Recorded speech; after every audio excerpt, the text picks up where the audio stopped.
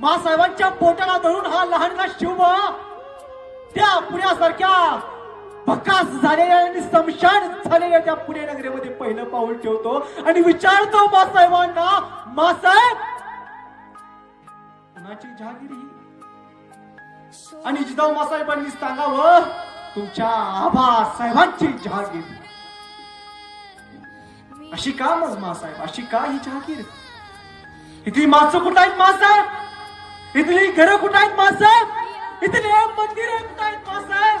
आणि मासाहेबांच्या डोळ्यात कचकन पाणी यावं. मासाहेबांनी सांगावं, शिवबा आता तूच विश्वामित्र रे, तुलाच घडवायची आहे तिथली मंदिरं, तुलाच राखायची आहे तिथली देव, तुलाच उभं करायचं आहे तिथलं कैलास काव्य आणि कैलास मंदिर. शिवबा तूच धरायचा आहे छत्र या दीनदयाळ शेतकऱ्यांच्या घरावरती.